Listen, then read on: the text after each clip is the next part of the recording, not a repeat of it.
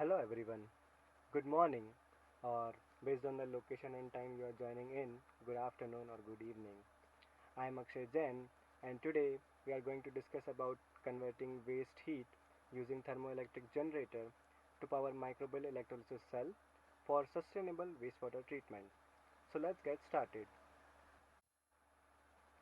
Energy and water are the two biggest challenges that humanity face. That is, of course, before the world was dealing with coronavirus, and once this pandemic is over, we will need to address those challenges. The population of the world is increasing rapidly, and with the current trend, we will be about 11 billion people by the year 2100. As the population rises, so will the demand for energy. Currently, about 85% of the world's total energy consumption is met with fossil fuels. However, fossil fuels are not only limited but also pose the problem of global warming with the emission of greenhouse gases. It is critical to explore alternative renewable resources to meet our growing energy needs. Humans generate wastewater every day in trillions of liters. Wastewater treatment is thus an indispensable process and it is energy intensive. Current wastewater treatment technologies consume up to 3% of the total electricity demand in the US. However, if we look at the graph on the right, the total energy present in the wastewater is more than required for its treatment. Thus, a multidisciplinary train of thought is required to make wastewater treatment sustainable. Bioelectrochemical system or BES is a novel technology that not only treats wastewater but can also recover energy and nutrients. In a BES, there are two chambers, anode and cathode. The wastewater is typically fed to the anode chamber. The microbes present in the anode chamber degrade the organics present in wastewater and generate carbon dioxide, electrons, and protons. The electrons flow from the anode to the cathode via an external circuit. Positive ions such as protons can migrate to the cathode within the solution. The electrons are used in the reduction reaction at the cathode, completing the circuit. Thus, the treated wastewater can be discharged and energy can be recovered in the form of electricity or gas. Today, we are interested in one particular type of BES, which is microbial electrolysis cell or an MEC. In an MEC, anode reaction is the same, that is the oxidation of organics for wastewater treatment. At the cathode, protons are reduced to produce hydrogen gas. Hydrogen is a promising fuel with no carbon emission and the highest heat capacity on a weight basis. Additionally, it can also be stored and transported. However, the hydrogen evolution reaction is not is not spontaneous and need an additional voltage.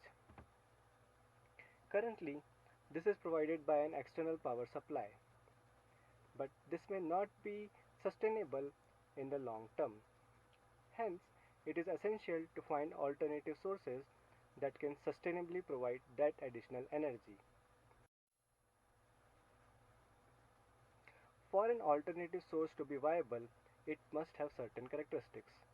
It should be feasible, meaning the source should be able to supply sufficient power to drive hydrogen evolution reaction.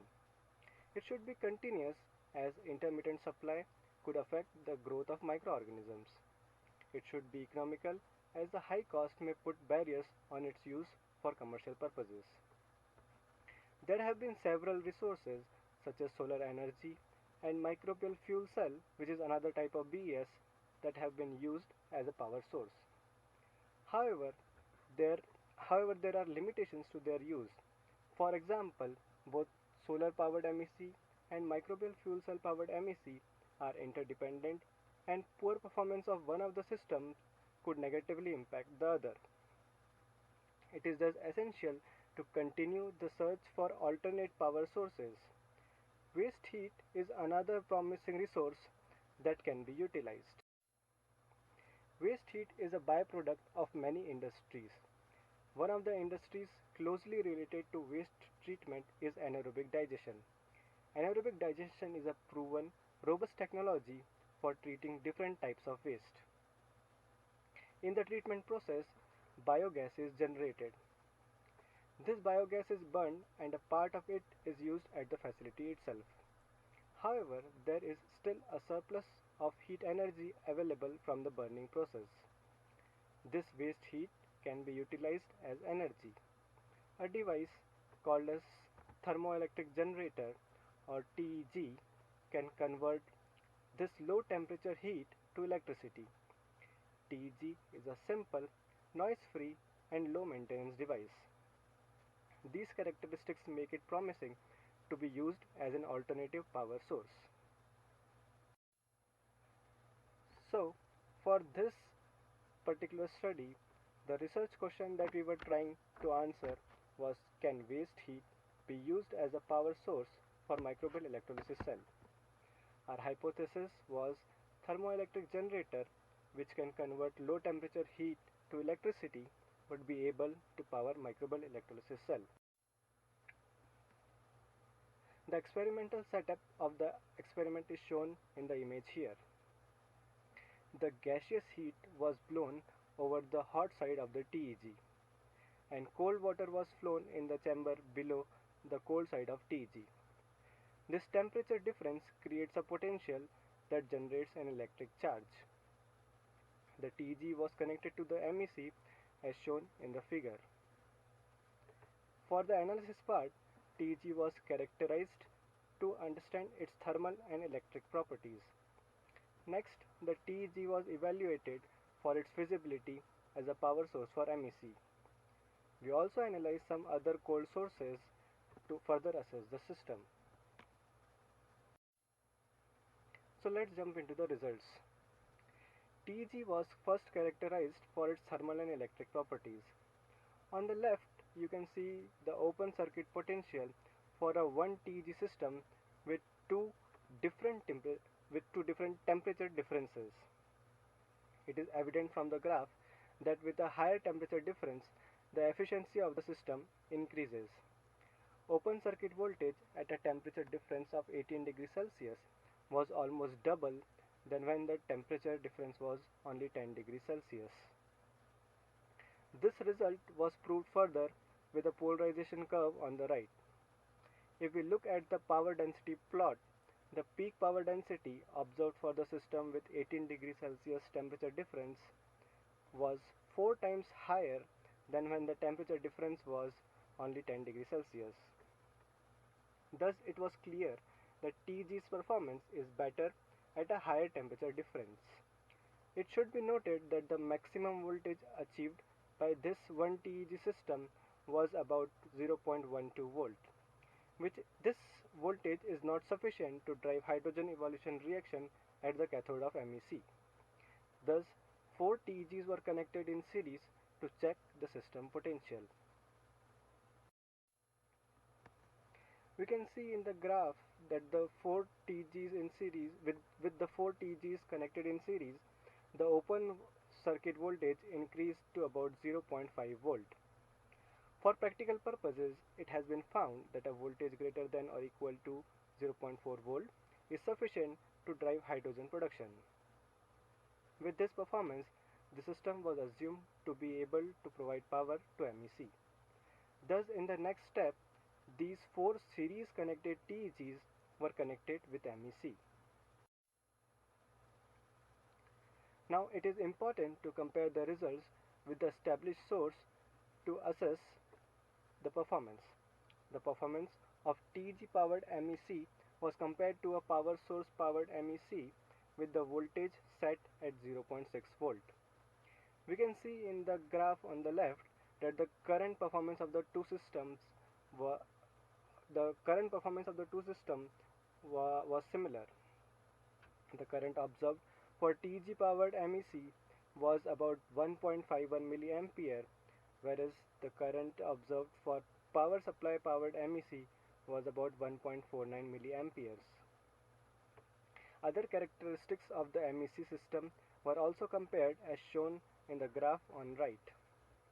The left y-axis represents the efficiencies such as Coulombic efficiency, chemical oxygen demand removal efficiency, and cathodic recovery, whereas the right y-axis represents the hydrogen production and yield.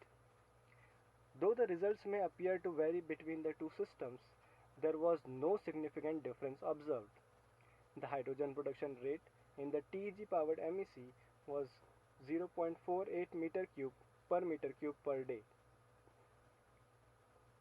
For comparison purpose, the hydrogen production rate for solar powered MEC was 4 times lower than the rate observed here.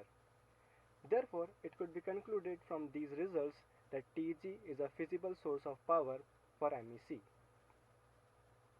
Once it was established that TEG can act as a power source, we analyzed a couple of cold sources to understand system performance.